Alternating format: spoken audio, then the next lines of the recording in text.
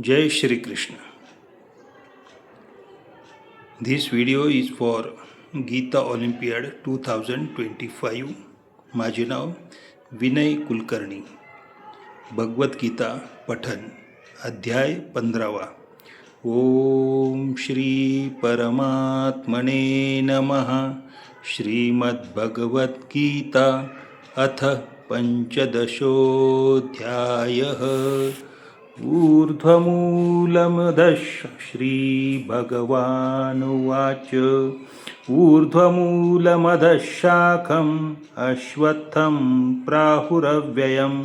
छन्दांसि यस्य पर्णानि यस्तं वेद स वेदवित्. अधश्चोर्ध्वं प्रसृतास्तस्य शाखा गुणप्रवृद्धा विषयप्रवालाः.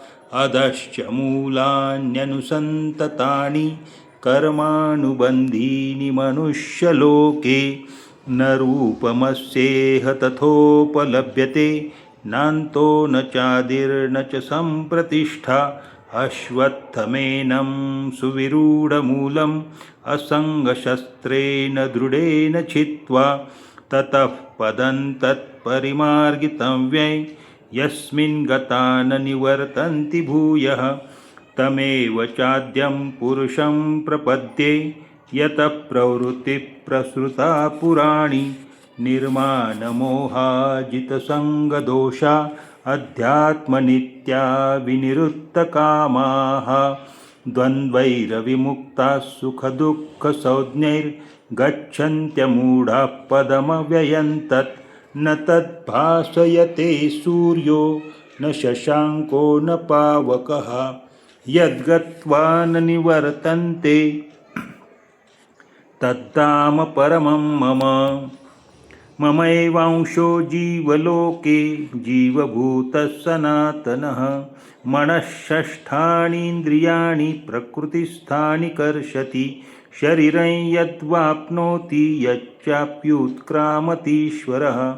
गृहीत्वैतानि संयाति वायुर्गन्धानि वाशयात्.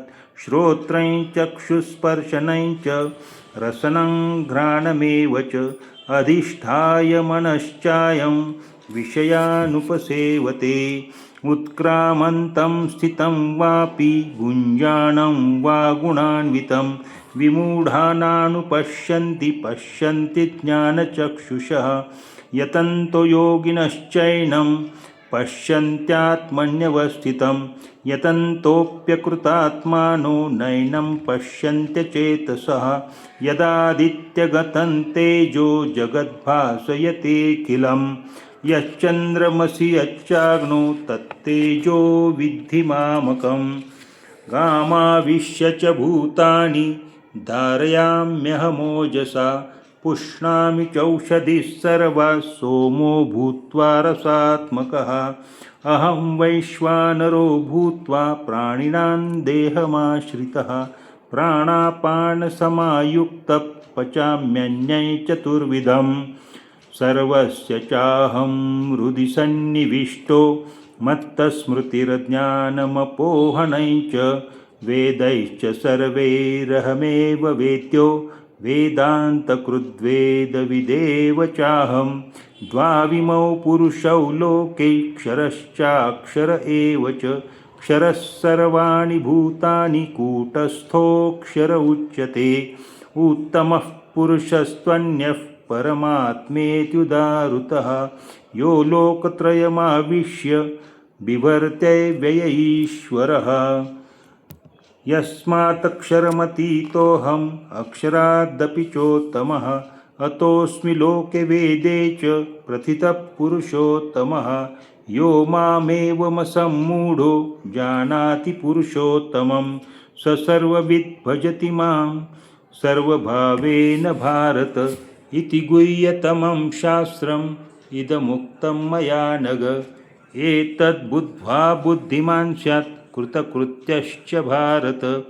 ओम तत्सदिति श्रीमद्भगवद्गीतासु उपनिषत्सु ब्रह्मविद्यायां योगशास्त्रे श्रीकृष्णार्जुनसंवादे पुरुषोत्तमयोगो नाम पंचदशोऽध्यायः।